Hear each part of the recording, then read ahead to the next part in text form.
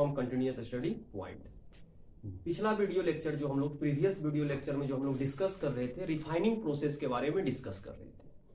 आज हम लोग बहुत ही इंपॉर्टेंट टॉपिक को डिस्कस करेंगे जिसका नाम होगा एलिंघम डायग्राम। बहुत ही इंपॉर्टेंट टॉपिक है, बहुत सारा क्वेश्चन इससे पूछा जाता है, लेकिन जब बुक सब में देखिएगा बहुत कोलैप्स करके दिया गया है, एक ही में मिक्स कर दिया गया है सारा प्रोसेस को। तो यहाँ हम लोग क्या करेंगे, अलग अलग करके हम लोग प्रोसेस को जानने का कोशिश करेंगे और सीखने का कोशिश करेंगे। तो चलिए देखते हैं कि थर्मोडायनेमिक्स एक्चुअली बेस्ड ऑन होता है थर्मोडायनेमिक्स पे।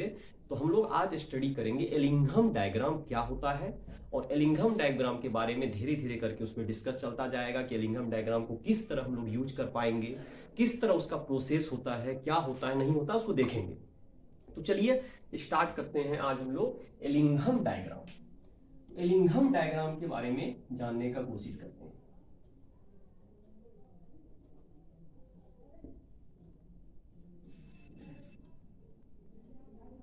एलिंघम डायग्राम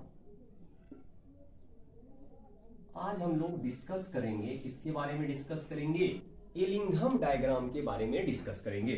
तो एलिंघम डायग्राम क्या होता है पहले जानने का कोशिश करते हैं। एक ग्राफ है, एक्चुअली एलिंघम डायग्राम जो है ग्राफ है, उसके बेस्ड ऑन पे हम लोग आइडेंटिफाई कर पाते हैं कि रिडक्शन प्रोसेस में किस तरह किसको रिडक्शन करेंगे, किस टाइप का हमको रिड्यूसिंग एजेंट लेना है। तो जब भी हम लोग रिडक्शन प्रोसेस करते थे तो उसमें हम लोग ऑटोमेटिक ले रहे थे, हर कुछ ले रहे थे, CO ले रहे थे, एल्युमिनियम ले रहे थे, डिफरेंट डिफरेंट रिड्यूसिंग एजेंट को यूज कर रहे थे। तो यहां पर एलिंघम डायग्राम से हमको आसानी से पता चल जाएगा कि कब किसको यूज करना है, किसमें रिड्यूसिंग एजेंट यूज करने का कोई जरूरत नहीं है, कब हमको करना है, कब हमको नहीं करना है, कब लो टेम्परेचर होगा, कब हाई टेम्परेचर होगा, सारा जानकारी हमको यहां से मिल जाता है। तो एक्चुअली एलिंघम डायग्राम जो होता है यूज करते हैं पायरोमेटलर्जी में। पायरो का मतलब होता है जहां हीटिंग लगता हो, गर्म करने पर कोई काम होता हो, फर्नेस में होता हो, वहीं जनरली इसका यूज करते हैं। तो पायरोमेटलर्जी में इसका यूज होता है। तो एलिंघम डायग्राम पायरोमेटलर्जी में यूज होता है। सबसे पहले हम इसका यूज देखते हैं। तो इसका मतलब है Ellingham diagram it is used in, जब भी इसका यूज करिएगा इन पायरोमेटलर्जी। पायरोमेटलर्जी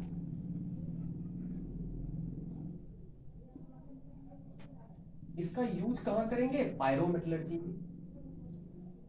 और इसका जो प्रिंसिपल बेस्ड ऑन होता है थर्मोडायनेमिक्स। बहुत इंपॉर्टेंट हो जाता है कि पायरो है तो हीट है, और हीट है तो थर्मोडायनेमिक्स है।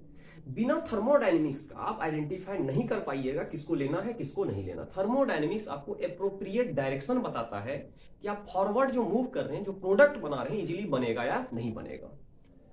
तो इंपॉर्टेंट हो जाता है इसका यूज तो पायरोमेटलर्जी में करना है। इसका जो प्रिंसिपल बेस्ड ऑन होता है, इसका जो प्रिंसिपल होता है बेस्ड ऑन होता है, प्रिंसिपल बेस्ड ऑन किस पर बेस्ड ऑन होगा, थर्मोडायनेमिक्स पर। थर्मोडायनेमिक्स थर्मोडायनेमिक्स प्रोसेस पर बेस्ड ऑन होगा। तो एलिंघम डायग्राम एक ग्राफ होता है। ग्राफ का यूज कहां करते हैं, तो ग्राफ का जनरली यूज किया जाता है पायरोमेटलर्जी में, जहां पर हीटिंग प्रोसेस किया जाता है। और किस पर बेस्ड ऑन होता है, तो जनरली बेस्ड ऑन होता है थर्मोडायनेमिक्स प्रोसेस पर बेस्ड ऑन होता है। फिर इंपॉर्टेंट हो जाता है इसका यूज करते क्यों है, थर्मोडायनेमिक्स प्रोसेस जो होता है क्या होता है, इसका क्या है, यूज क्यों किया जाता है। तो सबसे इंपॉर्टेंट हो जाता है why this diagram is used.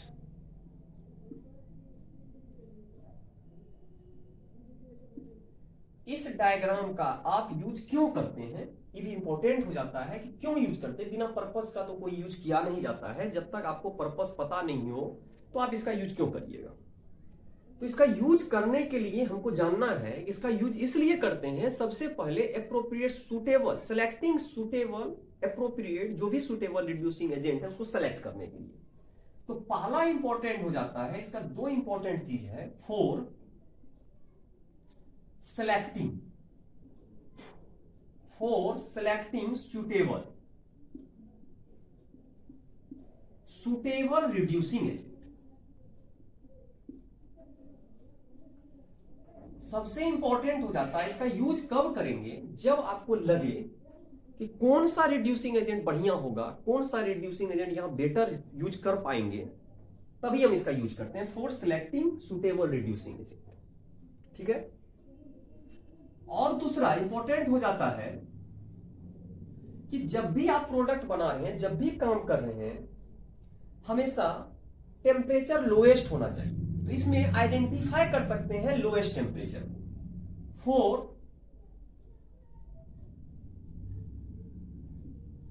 selecting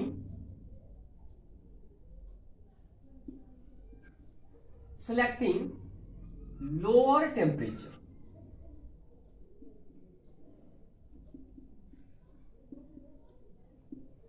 for good product। एक तो रिड्यूसिंग एजेंट लिए, तो रिड्यूसिंग एजेंट का भी आपको आइडेंटिफाई हो जाएगा किस रिड्यूसिंग एजेंट का आप यूज करना चाहते हैं। दूसरा इंपॉर्टेंट हो जाता है टेम्परेचर, लो टेम्परेचर पर आपका काम हो जाए और बेटर है, क्यों जाएंगे ज्यादा हीट करने, खर्चीला हो जाएगा।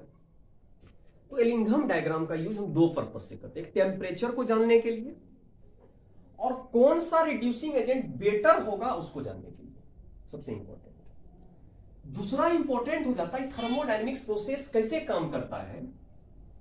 जो प्रोसेस होता है ना, प्रोसेस को समझने का कोशिश करते हैं, तो यहां पर प्रोसेस जो होता है एक्चुअली रिलेशन होता है डेल्टा जी, थर्मोडायनेमिक्स का एक रिलेशन होता है delta G equal to delta H minus T delta S, एक रिलेशन है।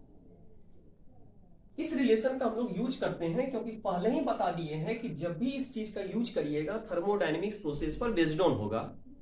और थर्मोडायनेमिक्स जब 11th क्लास में आप स्टडी करते हैं उसमें एक रिलेशन देखते हैं delta G equal to delta H minus T delta S, इसका यूज हम लोग जनरली करते हैं। तो चलिए इसको कोशिश करते हैं समझने का, delta G equal to delta H minus T delta S. तो जब भी हम लोगों को प्रोसेस होना चाहिए, स्पॉन्टेनियस होना चाहिए। जब भी कोई भी प्रोडक्ट बनाते हैं, फॉरवर्ड डायरेक्शन में मूव करते हैं, तो जनरली क्या होता है, हम लोग यहां से मेटल ऑक्साइड लेंगे, MO लेंगे, और MO से हम लोगों को मिलेगा यहां M, मेटल। तो जब मेटल मिलेगा तो यहां जो प्रोसेस होना चाहिए, इस प्रोसेस के लिए हम लोगों को डेल्टा जी क्या होना चाहिए, हमेशा नेगेटिव होना चाहिए।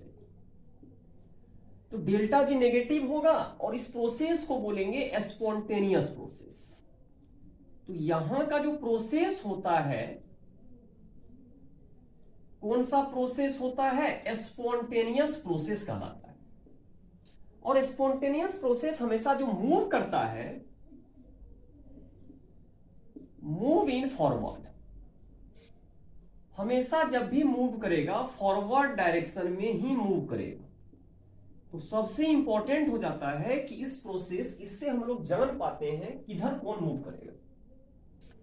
तो इंट्रोपी भी देखेंगे, बाद बाकी हम लोग धीरे धीरे करके समझने का कोशिश करेंगे, डिपेंड करेगा इस पर। कहीं इंट्रोपी नेगेटिव होगा, इंट्रोपी अगर नेगेटिव है, पॉजिटिव है तो ऑटोमेटिक नेगेटिव वैल्यू देगा, तो डेल्टा एच नेगेटिव होना चाहिए। डिफरेंट बेसिस को जानेंगे। तो यहां पर क्या है, डेल्टा जी किसको डिनोट कर रहा है, गिव्स फ्री एनर्जी को। तो यहां जो डेल्टा एच है, डेल्टा जी है, गिव्स फ्री एनर्जी है। कोई भी काम करने के लिए जो भी एनर्जी यूजफुल वर्क में यूज होता है, that energy is called gives energy. और दूसरा इंपॉर्टेंट है डेल्टा एच। डेल्टा एच हो गया इंथैल्पी, और इंथैल्पी जो होता है आपको डिनोट कर देता है, एक तो स्पॉन्टेनियस आपको उससे पता चलेगा, डेल्टा एच से आप पता कर सकते हैं इसका दो वैल्यू होगा, या तो नेगेटिव वैल्यू होगा या तो पॉजिटिव वैल्यू होगा। तो ये आपको दिखाएगा एक्सोथर्मिक प्रोसेस है या तो एंडोथर्मिक प्रोसेस है। तो नेगेटिव वैल्यू अगर आ जाए तो समझ जाएंगे प्रोसेस कौन सा है, एक्सोथर्मिक प्रोसेस है। यहां प्रोसेस का नाम हो गया एक्सोथर्मिक। और अगर पॉजिटिव है तो यहां प्रोसेस कहलाएगा एंडोथर्मिक। एक प्रोसेस हो गया एक्सोथर्मिक और एक प्रोसेस हो गया एंडोथर्मिक। तो एक प्रोसेस का नाम देंगे एक्सो और एंडो, यहां से पता चल जाए। दूसरा इंपॉर्टेंट है टेम्परेचर। तो जानते हैं टी से टेम्परेचर होगा तो कोई दिक्कत नहीं है, टी तो आप तो पहले से जानते हैं, टेम्परेचर या तो हाई होगा या तो लो होगा। तो टेम्परेचर यहां से हमको देखना है, टेम्परेचर या तो हाई होगा या तो टेम्परेचर लो होगा। तो यहां भी कोई दिक्कत नहीं है, वो आइडेंटिफाई हो जाएगा क्योंकि डायग्राम ही बनाया गया है। तो हम लोग पहले ही लिख दिए हैं कि एलिंघम डायग्राम से आपको पता चल जाएगा लोअर हायर टेम्परेचर के बारे में। दूसरा इंपॉर्टेंट है delta S. Delta S entropy है, इंट्रोपी चेंज है। इंट्रोपी चेंज क्या बताता है? रेंडमनेस को बताता है।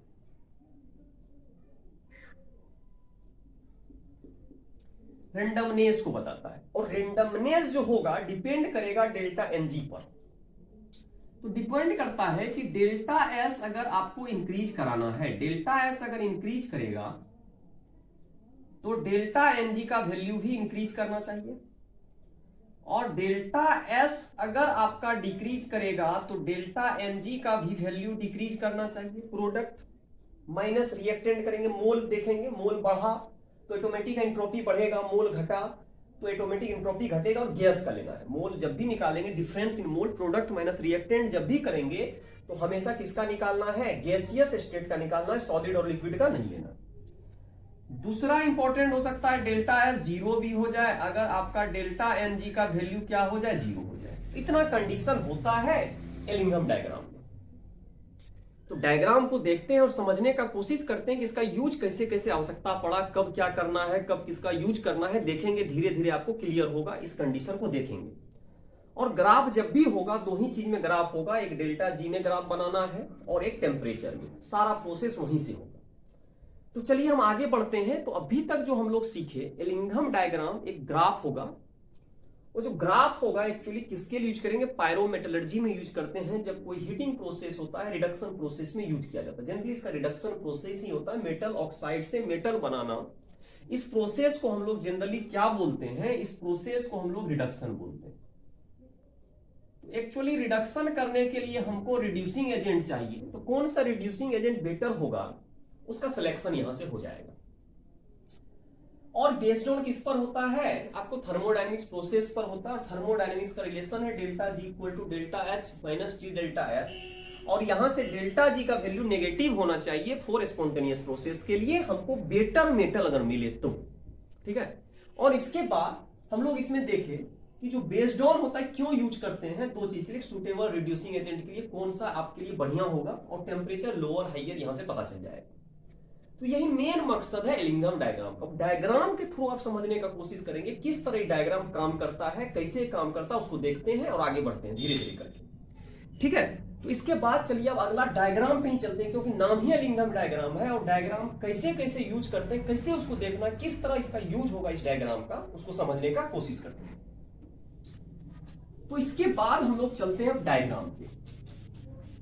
तो डायग्राम जो है बुक सब में एक बार दिया गया है, सबको एक में मिक्स कर दिया गया है। तो हम लोग मिक्स करके नहीं देखेंगे, हम लोग सेपरेट सेपरेट ग्राफ को समझने का कोशिश करेंगे कि प्रत्येक में जब भी ग्राफ हम लोग यूज करेंगे तो किस ग्राफ में कब यूज करना है, कहां यूज करना है, कब किस ग्राफ का रिक्वायरमेंट पड़ेगा। और धीरे धीरे जब पूरा एलिंघम डायग्राम समझ जाइएगा तो इसका क्वेश्चन आप आसानी से कर पाइएगा। तो अब चलते हैं, हम लोग जब भी इसके बारे में सोचते हैं, देखते हैं, तो हम लोग एक ही चीज समझेंगे कि डेल्टा जी नेगेटिव होना चाहिए। और डेल्टा जी अगर नेगेटिव हो गया तो आपको बेटर प्रोडक्ट मिलेगा, प्रोडक्ट में कोई दिक्कत नहीं होगा, आसानी से आप प्रोडक्ट को क्या कर सकते हैं, ऑब्टेन कर सकते हैं। तो चलिए अब आगे बढ़ते हैं और समझने का कोशिश करते हैं कैसे इसको हम लोग आइडेंटिफाई करेंगे। तो ग्राफ फर्स्ट पे चलते हैं और ग्राफ फर्स्ट को हम लोग समझते हैं, फिर आगे धीरे धीरे करके बढ़ेंगे। तो ग्राफ जो एलिंघम डायग्राम में है, फर्स्ट ग्राफ को समझने का कोशिश करते हैं। ग्राफ नंबर फर्स्ट, एक एक करके। पहला ग्राफ हम लोग देखते हैं क्यों रिक्वायरमेंट पड़ेगा। तो सबसे इंपॉर्टेंट है, ग्राफ जब भी बनेगा आपका, जब भी ग्राफ होगा दो ही चीज में ग्राफ बनाना है। एक टेम्परेचर में टी इधर इंक्रीज करेगा और इधर डेल्टा जी इंक्रीज करेगा। एक साइड डेल्टा जी इंक्रीज करेगा, एक साइड टेम्परेचर आपका इंक्रीज करेगा। और यहां के बाद इधर नेगेटिव वैल्यू होगा, नीचे ऊपर जाने पर वैल्यू बढ़ेगा, तो एक पॉइंट दे दिए, कोई दिक्कत नहीं होना चाहिए। अब चलिए समझने का कोशिश करते हैं। इस ग्राफ को जब समझेंगे, देखेंगे, तो आसानी से समझ पाइएगा इस ग्राफ में कैसे इसको समझ पाएंगे। तो जैसे जैसे डेल्टा जी ऊपर जा रहा है, आपका वैल्यू क्या हो रहा है, इंक्रीज हो रहा है। तो यहां से क्या होता है इसको समझते हैं। तो जब हम लोग इसको देखेंगे, यहां से 3 ऑक्साइड लेते हैं, क्योंकि हम लोग को मेन इंपॉर्टेंट है, बदलना है मेटल ऑक्साइड को। किसमें बदलना है, मेटल में, इसी में बदलना है जनरली। तो हम लोग जब भी कोई काम करते हैं, तो हम बता दिए कि अरेंजमेंट जब भी होना चाहिए, जिस तरह ग्राफ बनाया उस ग्राफ को पहले समझते हैं, ग्राफ में क्या जरूरत पड़ेगा, आगे जाके किस ग्राफ को हमको मदद लेना है। तो जब इसका पॉइंट देखते हैं, यहां से कटिंग पॉइंट है, तो जहां से कटिंग पॉइंट है, इसका एक कटिंग पॉइंट यहां है, कटिंग पॉइंट यहां, कटिंग पॉइंट यहां। तो यहां से हम लोग एक नीचे ड्रॉ करते हैं पॉइंट, एक ग्राफ को नीचे डालते हैं और टेम्परेचर को आइडेंटिफाई करते हैं। मान लीजिए टेम्परेचर T1 है,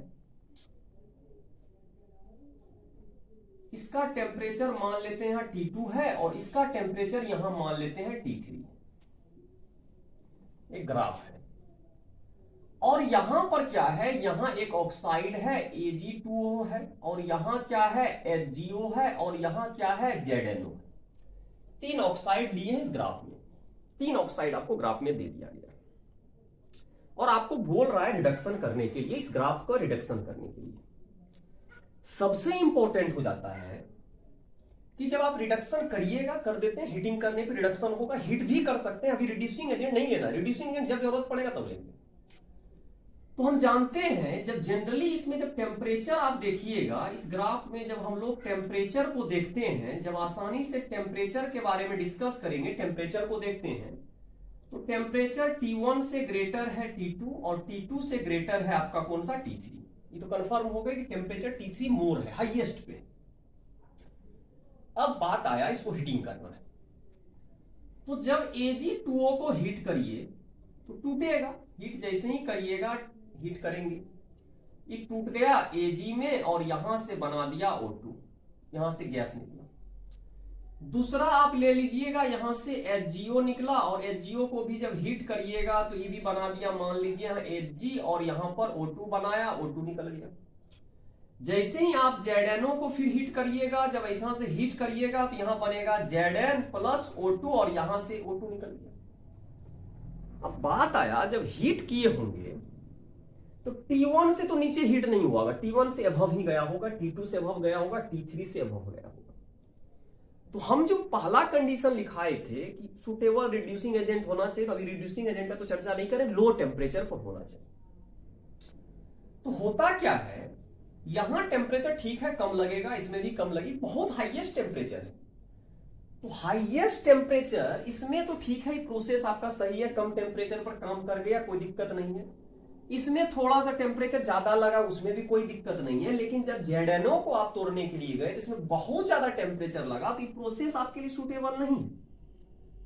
क्यों सुटेबल नहीं है, क्योंकि टेम्परेचर बहुत हाई टेम्परेचर है, यहां का टेम्परेचर आपका बहुत ज्यादा हाई हो जाएगा, और बहुत ज्यादा जब हाई टेम्परेचर दीजिएगा तो फिर सुटेबल कैसे हो, खर्चीला हो जाएगा। तो एक चीज इंपॉर्टेंट है कि हम लोग उसी चीज को हीटिंग प्रोसेस में करेंगे जिसका थर्मल डिकम्पोजिशन लोएस्ट टेम्परेचर हो, मतलब डिकम्पोज जो ऑक्साइड इजीली डिकम्पोज अगर हो गया तब तो उसको डायरेक्ट हम लोग करेंगे। लेकिन अगर इजीली डिकम्पोज नहीं हुआ तो इसमें ऐसा रिड्यूसिंग एजेंट मिला देंगे जो आपको डिकम्पोजिशन नहीं करना पड़े, हाइयर टेम्परेचर नहीं देना पड़े, और इजीली आपका डिकम्पोज हो जाए, सबसे इंपॉर्टेंट। तो यहां से हम एक चीज सीखे, ऊपर वाला में हमको कोई दिक्कत नहीं है, किसी भी रिड्यूसिंग एजेंट का जरूरत नहीं पड़ेगा। क्यों नहीं पड़ेगा, इजीली डिकम्पोज हो रहा है। लेकिन नीचे वाला में टेम्परेचर आपको ज्यादा देना पड़ रहा है, फिर दिक्कत हो रहा है। तो सबसे इंपॉर्टेंट इस ग्राफ से हम लोग सीखे, क्या सीख पाए कि if decomposition of metal oxide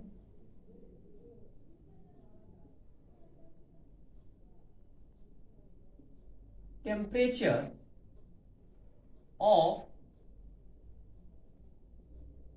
decomposition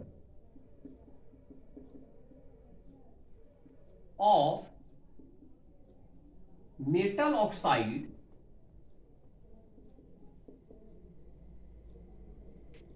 will be low. अगर मान लीजिए लो है, ठीक है, अगर लो है तो आपको किसी भी रिड्यूसिंग एजेंट का जरूरत नहीं पड़ेगा। No requirement, no requirement, no requirement of reducing agent. यहां पर किसी भी रिड्यूसिंग एजेंट का जरूरत नहीं पड़ेगा। मतलब रिड्यूसिंग एजेंट कोई भी लेने का जरूरत नहीं है। क्यों लीजिएगा झूठ मूठ का, टाइम लगेगा, आसानी से कर दीजिएगा।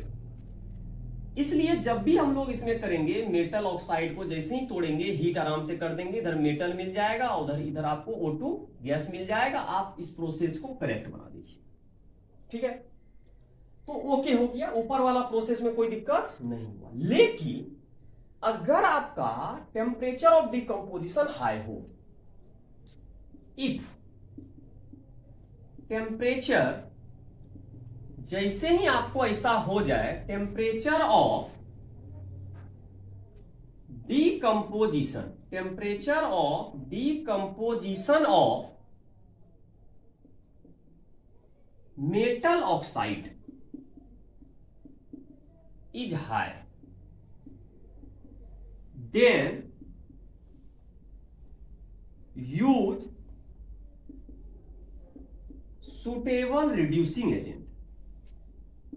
तब आपको रिड्यूसिंग एजेंट यूज करना ही पड़ेगा, क्योंकि टेम्परेचर हाई है।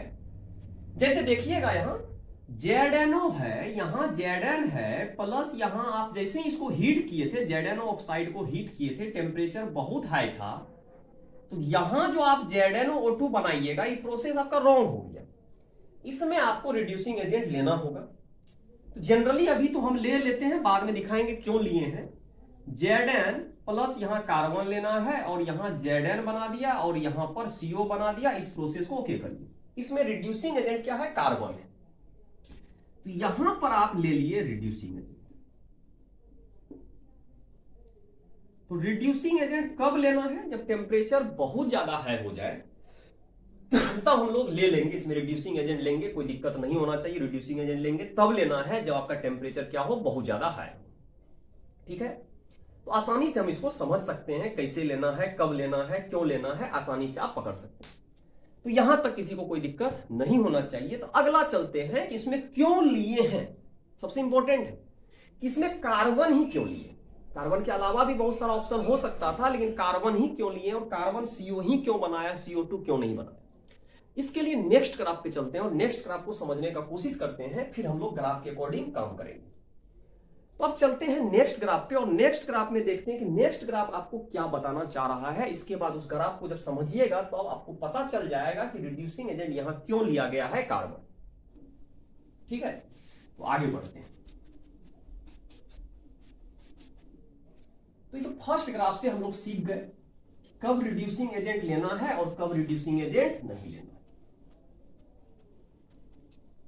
सबसे इंपॉर्टेंट हो जाता है यही बात कि रिड्यूसिंग एजेंट का सिलेक्शन को सिखा देता है कि कब हमको क्या चीज करना है। तो एलिंघम डायग्राम से हमको पता चल जाता है कि हमको क्या चीज का जरूरत पड़ेगा और कब किस चीज को यूज करना है।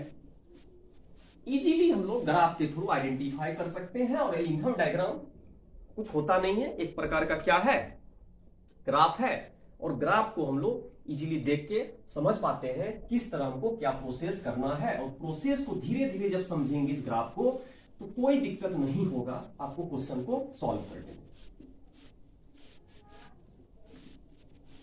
अब नेक्स्ट ग्राफ चलते हैं। तो पहले तो हमको देखना है कार्बन लिए हैं, तो कार्बन के अकॉर्डिंग ही सोच लेते हैं ग्राफ नंबर सेकेंड को, तब ZNO के बारे में सोचेंगे।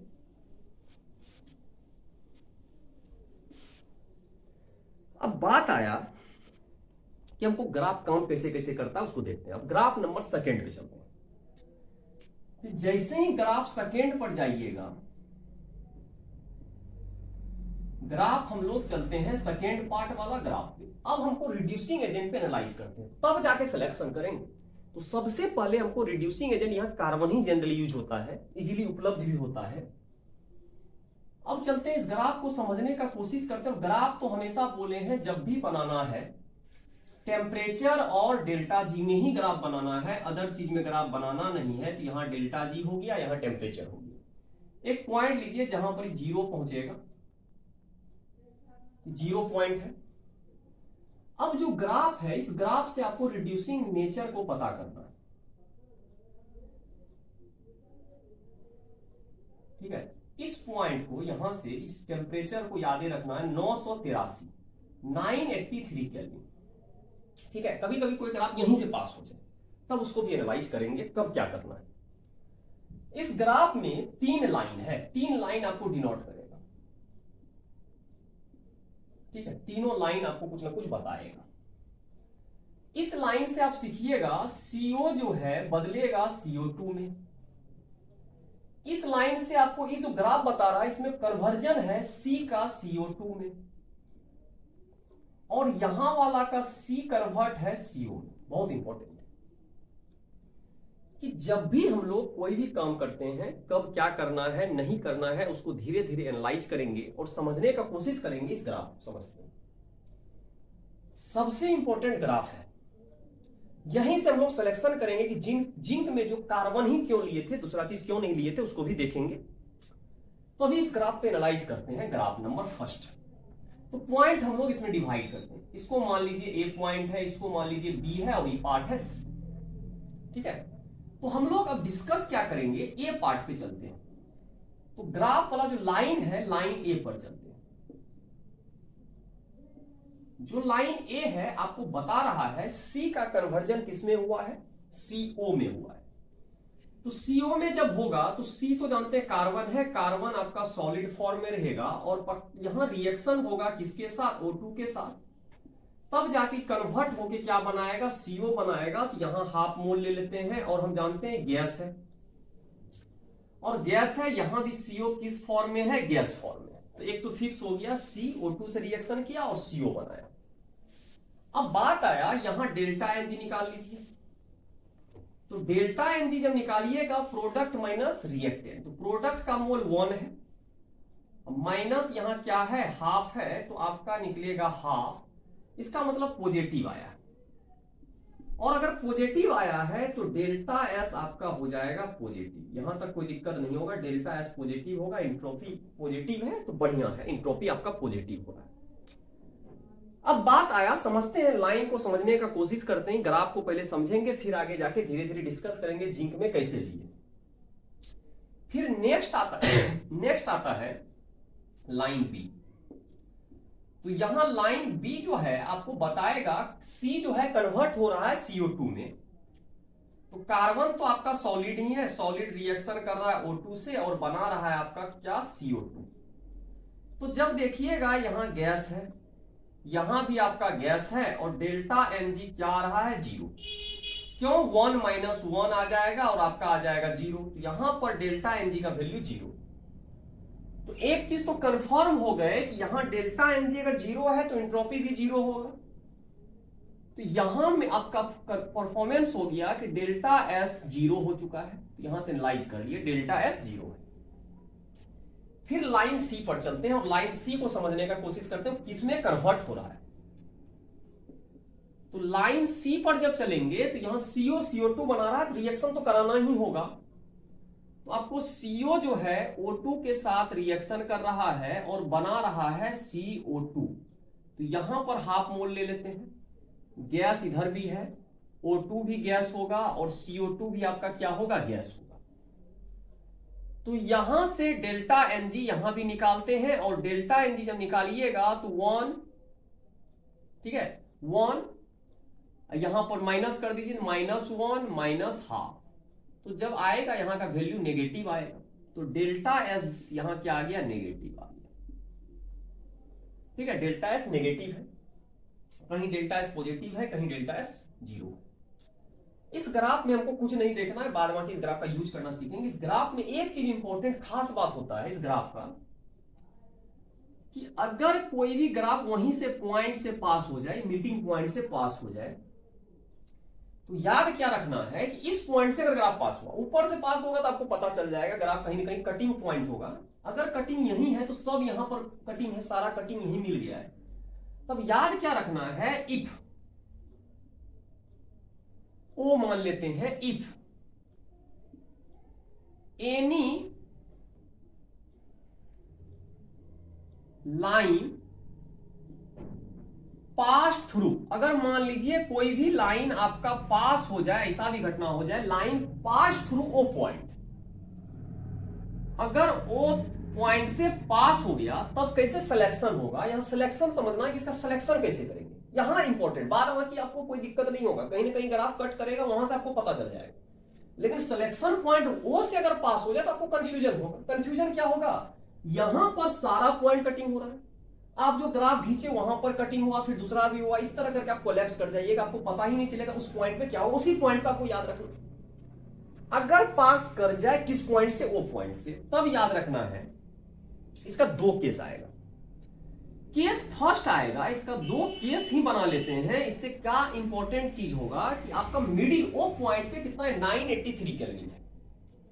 तो डिसाइड क्या करना है कि 983 से या तो लोअर टेम्परेचर हो या तो 983 से हाइयर टेम्परेचर हो, दो ही टेम्परेचर पे काम करेगा, उतना टेम्परेचर पे काम, उससे बढ़ाना या तो घटाना। तो अगर टेम्परेचर क्या हो जाए, अगर टेम्परेचर बिलो हो, टेम्परेचर लेस देन, अगर मान लीजिए टेम्परेचर हो गया लेस देन कितना केल्विन, 983 केल्विन, अगर इससे लेस है तो डायरेक्ट हम इस ग्राफ का यूज करेंगे, और इस ग्राफ में क्या है, सीओ है, तो इंपॉर्टेंट हो जाएगा CO is used as reducing agent. तब हम लोग यूज करेंगे रिड्यूसिंग एजेंट, किसका यूज करेंगे हम लोग, ये जो ग्राफ के नीचे वाला फर्स्ट पॉइंट इसी का यूज करना इंपॉर्टेंट है। और किसमें कन्वर्ट होगा, तो इस वाले ग्राफ को अगर देखिएगा तो CO क्या बनाएगा, CO2 बनाएगा, मतलब इस प्रोसेस को यूज करना। केस नंबर सेकेंड जाता है कि इस पॉइंट से अगर एबव के बारे में सोचिएगा, एबव के बारे में अलग से फिर आपको सोचना पड़ेगा। तो केस नंबर सेकेंड क्या हो सकता है उसको भी समझ लेते हैं। तो केस सेकेंड बोलता है अगर 983 से अगर टेम्परेचर एबव हो जाए, इफ टेम्परेचर, अगर मान लेते हैं अगर टेम्परेचर क्या हो जाए, इज मोर देन 983 केल्विन, अगर इससे ज्यादा हो जाए, तब इससे नीचे वाला यही ग्राफ है, ग्राफ नीचे वाला ही यूज करना है। तो नीचे में कौन ग्राफ आ रहा है, ये वाला ए पॉइंट वाला ग्राफ आ रहा है, सी कन्वर्ट हो रहा है सीओ में। तब हम लोग क्या यूज करेंगे, C X as reducing agent, C X as reducing agent. किसके जैसा यूज करेगा, C X as reducing agent use करना है, सबसे इंपॉर्टेंट है, ठीक है। अब जब रिड्यूसिंग एजेंट हो जाएगा ये वाला पार्ट, तो सी किस में कन्वर्ट होगा, सीओ में कन्वर्ट होगा। तो यहां पर सी जो है कन्वर्ट हो जाएगा किसमें, सीओ में, जब टेम्परेचर हाई हो।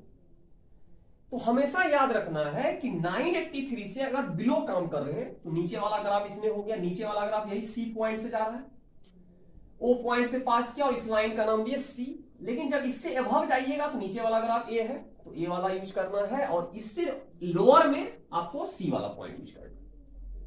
इस ग्राफ, इस कंडीशन का यूज तभी करना है जब कोई लाइन पास हो जाए ओ पॉइंट से। अगर ओ के नीचे से गया है तब तो आपको कोई टेंशन नहीं लेना है, आंख मूंद के आप यूज करिएगा जहां कटिंग पॉइंट होगा, ठीक है। तो अब कोशिश करना है, अगला नेक्स्ट पर चलते हैं और समझने का कोशिश करते हैं कि अब अगला प्रोसेस क्या होगा। जो हम लोग जिंक में ZnO ऑक्साइड लिए थे उसमें हम लोग यूज क्यों किए थे, कार्बन का ही यूज क्यों किए थे, उसको समझने का कोशिश करते हैं। तो ग्राफ नंबर 3 पे चलते हैं और समझने की कोशिश करते हैं इसमें क्या घटना हो सकता है। तो हम लोग इसमें दो ग्राफ बनाएंगे, मिडिल से भी एक को पास कराएंगे और उसमें भी देखेंगे क्या घटना होगा, और सेम ग्राफ में दोनों लेते हैं और दोनों को समझने का कोशिश करते हैं, और आसानी से क्लियर हो जाएगा आपको कि हम लोगों को ओ से पास करने पर क्या करना है और जब ओ से पास नहीं हो तब क्या करना है। ध्यान से देखिएगा और समझने का कोशिश करते हैं और इजीली आप अंडरस्टैंड कर सकते हैं इस पॉइंट को। तो यहां तक कोई दिक्कत नहीं होना चाहिए। 3 तरह का रिड्यूसिंग एजेंट यूज हो रहा है, CuCO2 में कन्वर्ट हो रहा है, CO2 में कन्वर्ट हो रहा है, CO में कन्वर्ट हो रहा है, CO2 में कन्वर्ट हो रहा है। तीनों पॉइंट का नाम ABC रख दिए, इससे इजी होगा आपको समझने में।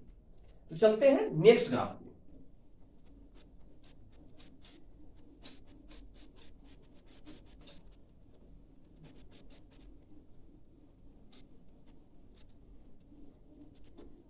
तो नेक्स्ट ग्राफ में आपको देखना है कि कब कौन सा रिड्यूसिंग एजेंट लेना है।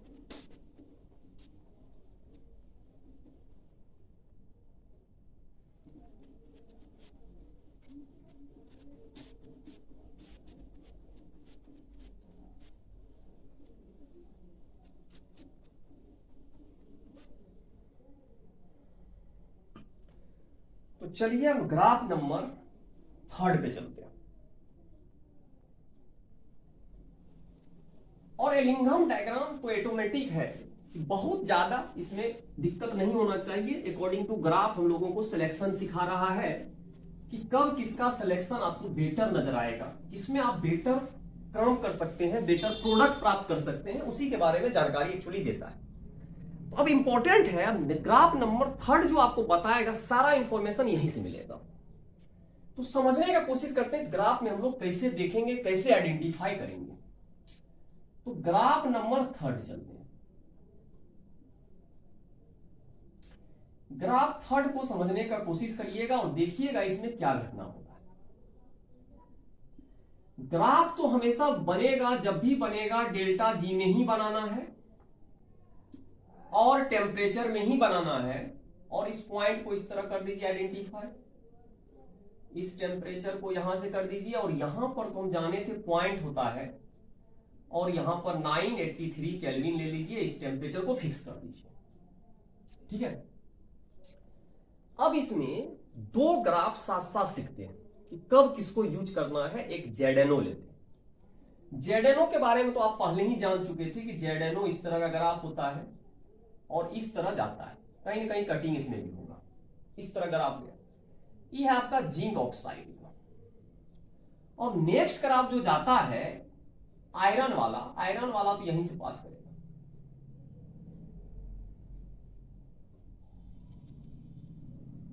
तो ये वाला जो आपका पार्ट है आयरन का है, यहां वाला आयरन है जेडेनो। ठीक है, तो दोनों ग्राफ को समझने का कोशिश करते हैं। आयरन वाला पार्ट है, जेडेनो तो नीचे बना दिए हैं, यहां वाला पार्ट है आयरन ऑक्साइड है, Fe2O3। इसमें दो ऑक्साइड लिए हैं।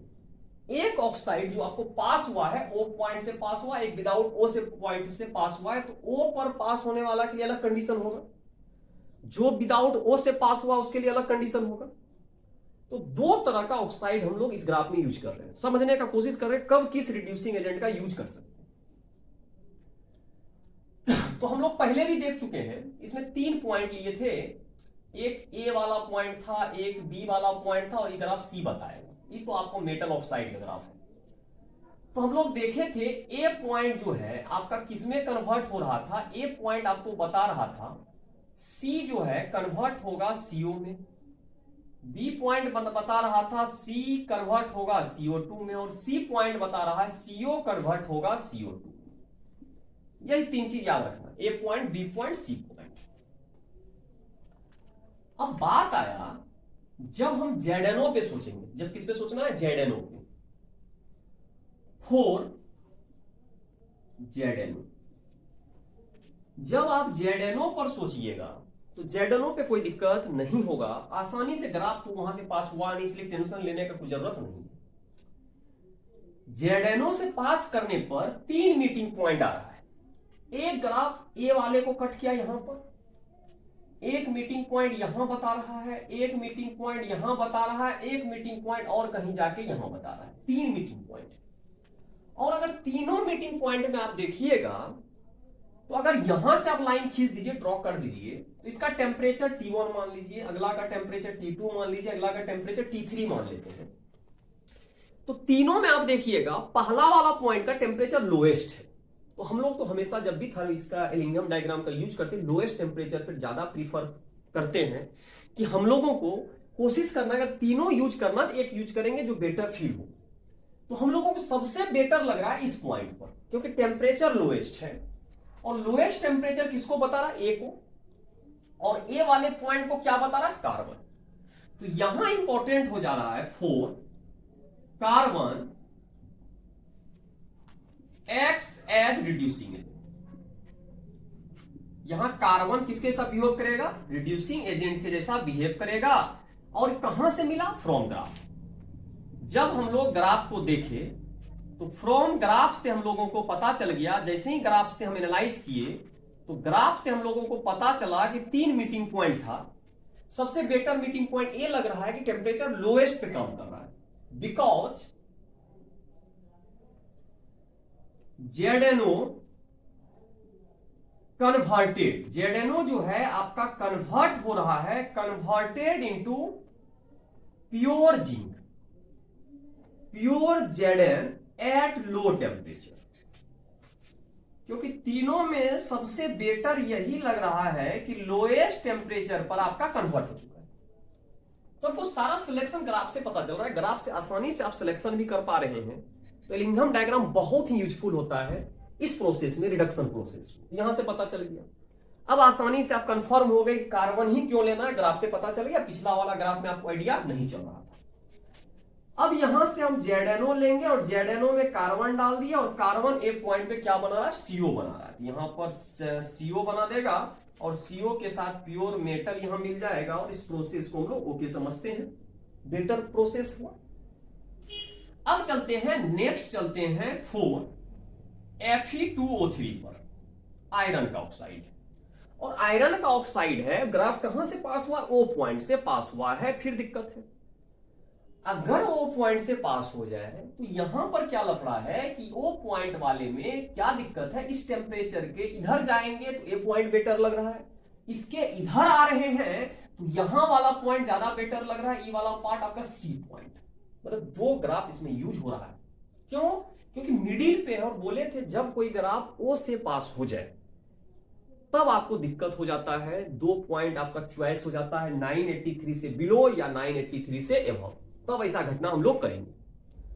अब वही कंडीशन अब आ चुका है कि आयरन ऑक्साइड जब लिए तो उसमें ऐसा घटना आ चुका है, उसमें पॉइंट जो है O से पास कर दिया। तो इसमें आपको दो कंडीशन, दो शर्त होगा, एक लो टेम्परेचर और एक हाई टेम्परेचर।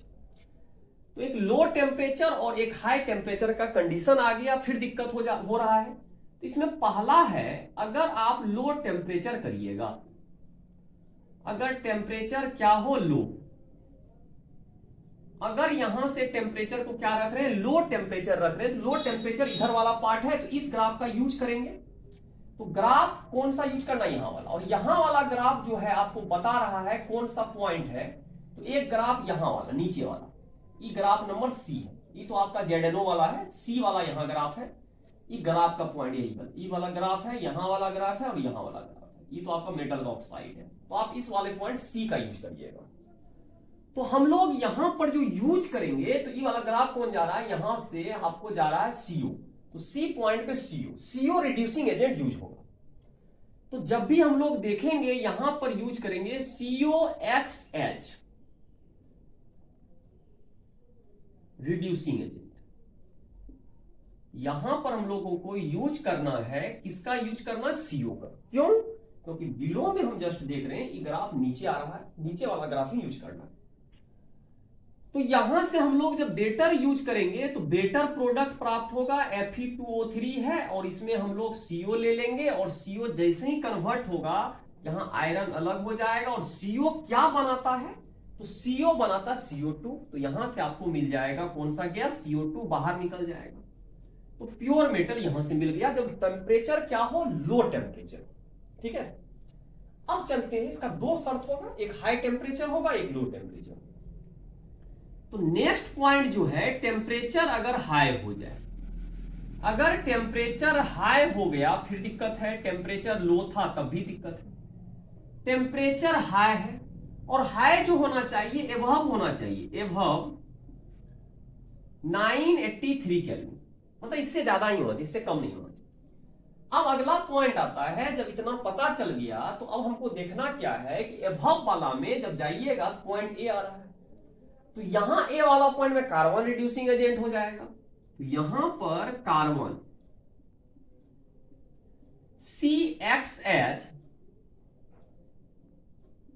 रिड्यूसिंग एजेंट, तो यहां पर जो रिड्यूसिंग एजेंट हो जाएगा आपका कार्बन हो जाएगा। तो यहां जब कार्बन लीजिएगा तो ज्यादा बेटर प्रोडक्ट आपको मिलेगा।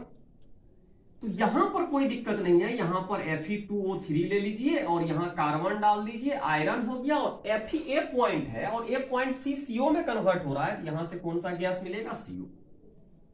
तो इस तरह करके हम लोग एलिंघम डायग्राम का यूज कर सकते हैं, आराम से करेंगे, कोई दिक्कत नहीं होगा। तो आसानी से हम लोग एलिंघम डायग्राम का प्रयोग करेंगे और कोई भी दिक्कत इसमें नहीं होना चाहिए।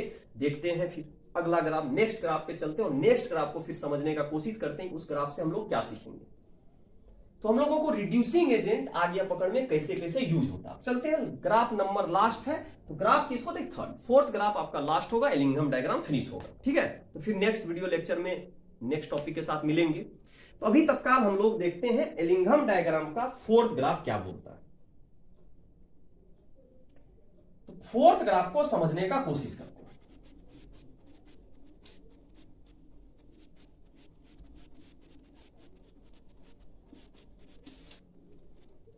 तो जब भी एलिंघम डायग्राम पूछे क्या होता है, ग्राफ होता है, पायरोमेटलर्जी के लिए यूज होता है। पायरो क्या होता है? हीटिंग इफेक्ट होता है, मतलब किसी भी चीज को गर्म करने से जो प्राप्त होता है उसी को पायरोमेटलर्जी बोलते हैं। तो उसमें रिड्यूसिंग एजेंट के बारे में सिखा दिया, कब रिड्यूसिंग एजेंट लेना है, कब रिड्यूसिंग एजेंट नहीं लेना है। कभी कभी आपको जरूरत नहीं पड़ेगा, कोई जरूरी नहीं, लो टेम्परेचर पर अगर हो रहा है कोई काम तो क्या जरूरी है हमको कोई एक्स्ट्रा चीज ऐड करने का। तो ऐड तो तब करते हैं जब टेम्परेचर ज्यादा जरूरत हो और टेम्परेचर ज्यादा हो जाए और उसमें हमको जरूरी पड़ जाए कि टेम्परेचर लोएस्ट होना चाहिए, जल्दी से जल्दी काम हो, तब हम लोग उसमें यूज करते हैं। तो उससे आपको पता तो चल ही जाता है कि रिड्यूसिंग एजेंट कब क्या यूज करना है, नहीं करना है, आप आसानी से बता पाइएगा।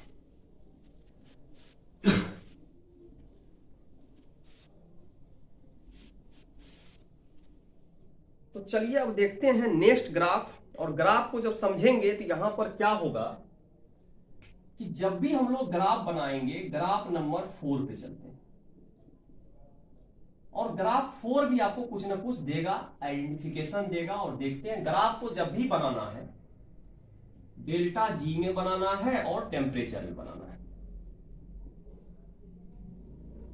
अब बात आया डेल्टा जी है और एक टेम्परेचर है, और यहां पर जो ग्राफ डिफरेंट डिफरेंट ग्राफ बनाते जाएंगे तो ग्राफ आपको बताएगा क्या घटना हो रहा है। तो यहां मान लीजिए ग्राफ आ गया है, एक तरह का ग्राफ है, इस तरह का ग्राफ है, कोई ग्राफ किधर भी जा रहा है, ग्राफ बहुत प्रकार का हो सकता है, इसमें डिफरेंट डिफरेंट ऑक्साइड हम लोग यूज कर रहे हैं। तो मान लेते हैं इसमें SiO2 है, इसमें जिंक ऑक्साइड, पहला वाला है आपका जिंक ऑक्साइड। यहां मान लेते हैं जो ग्राफ गया है ये है SiO2, और दूसरा ग्राफ मान लेते हैं MgO है, मैग्नीशियम ऑक्साइड। 3 तरह का ग्राफ यूज किए हैं, एक जिंक है, सिलिकॉन है, मैग्नीशियम है, जो भी है।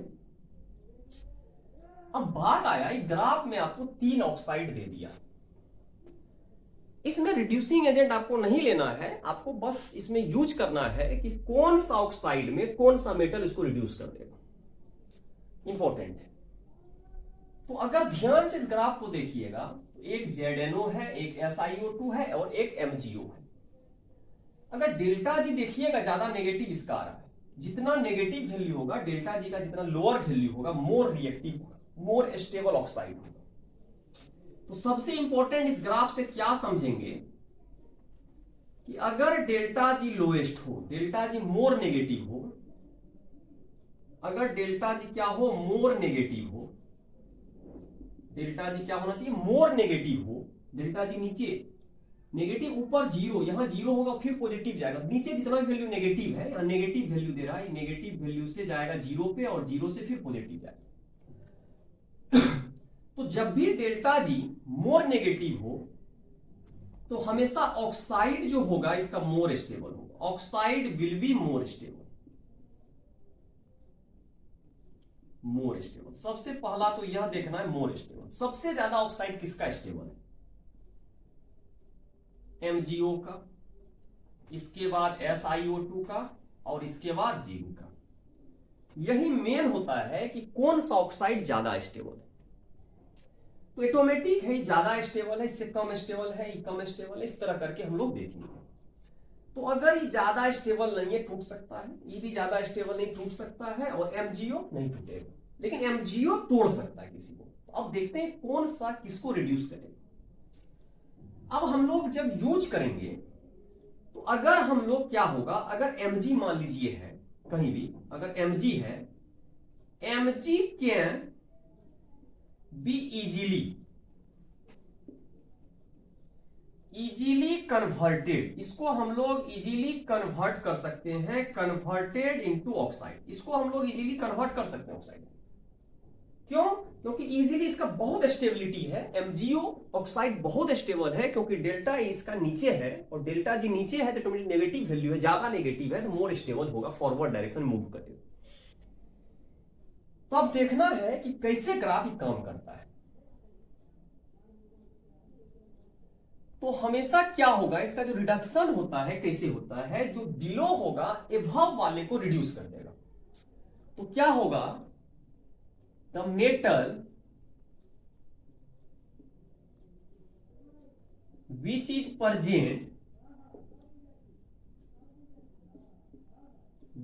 present in below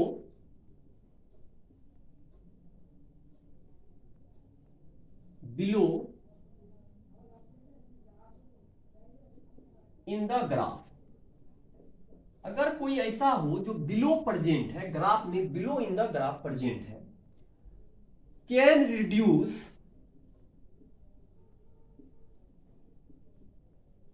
metal oxide which is present above in the graph. जो आपका ऊपर प्रेजेंट है उसको क्या कर देगा, रिड्यूस कर देगा, इजीली रिड्यूस कर देगा, उसमें कोई दिक्कत नहीं होगा, आसानी से रिड्यूस कर देगा। बिलो वाला एबव वाले को करेगा। जैसे देखिएगा, अगर हम लोग जेडेनो ले लें और उसमें हम लोग सिलिकॉन मिला दें, तो सिलिकॉन नीचे है, जेडेनो ऊपर है, इजीली रिड्यूस करेगा। तो जिंक अलग हो जाएगा और यहां से SiO2 अलग हो जाएगा, ये आपका सही है, ठीक है, बिलो वाला एबव वाले को करेगा। लेकिन अगर यहां आप SiO2 ले लीजिए और यहां जिंक डाल दीजिए, रिएक्शन नहीं होगा, क्योंकि एबव वाला बिलो वाले को नहीं करेगा, क्योंकि उसका पॉजिटिव वैल्यू, इसका नेगेटिव। पॉजिटिव वाला जब वैल्यू ज्यादा पॉजिटिव में जा रहा हो, ऑटोमेटिक उसका रिएक्टिविटी लेस हो जाता है। अगर वही आप क्या करिएगा, SiO2 है, इसमें आप डाल दीजिए Mg, तो कर देगा रिएक्शन, यहां से Si अलग हो जाएगा और यहां से MgO अलग हो जाएगा। इस तरह का प्रोसेस होता है किसमें, एलिंघम डायग्राम में। तो यहां पर क्या सीखे, जब ऑक्साइड हो और मेटल से मेटल का रिडक्शन करना हो, तब उसको देखेंगे जिसका डेल्टा जी ज्यादा नेगेटिव हो। तो जो ग्राफ में ज्यादा नीचे होता है उसका डेल्टा जी ज्यादा नेगेटिव होता है, वो आसानी से ऊपर वाले को क्या कर देता है, रिड्यूस कर देता है, कोई दिक्कत नहीं होना चाहिए। तो हम लोग क्या करते हैं, कुछ याद रख सकते हैं, रिएक्टिविटी कुछ याद रखिएगा, कौन किसको क्या करेगा, रिड्यूस करेगा नहीं करेगा, हम लोग याद रख सकते हैं। तो रिएक्टिविटी इसमें याद रखा जा सकता है, क्या क्या याद रखेंगे, तो यहां पर क्या है, हम लोग याद रखेंगे Mg का ज्यादा होता है, इसके बाद Al होता है, इसके बाद Si होता है, इसके बाद Cr होता है। तो इसका डिफरेंट हम लोग देखेंगे। इसके बाद क्या होगा, जिंक होगा, इसके बाद Fe होगा, और इसके बाद कॉपर होगा। इसको अगर आप याद रखिएगा तो इजीली हम बता सकते हैं कि मैग्नीशियम एल्युमिनियम को भी रिड्यूस कर सकता है, सिलिकॉन को भी रिड्यूस कर सकता है, क्रोमियम को भी रिड्यूस कर सकता है, जिंक सारे को करेगा पिछला, क्योंकि मोस्ट रिएक्टिव है। इसका मोस्ट ऑक्साइड जो बनेगा मोस्ट स्टेबल होगा, तो मोस्ट स्टेबल है तो ऑटोमेटिक रिड्यूस करेगा। इस तरह ग्राफ में जब भी आपको इस तरह का मिले तो ग्राफ अगर दे दे तो कोई दिक्कत नहीं है, तो इसको आसानी से याद रख सकते हैं, ठीक है। तो आज का वीडियो लेक्चर में हम लोग एलिंघम डायग्राम के बारे में डिस्कस किया और ग्राफ के थ्रू हम समझाने का कोशिश किए कि एलिंघम डायग्राम का कैसे यूज करेंगे। तो नेक्स्ट वीडियो लेक्चर में न्यू टॉपिक के साथ मिलेंगे। Thank you.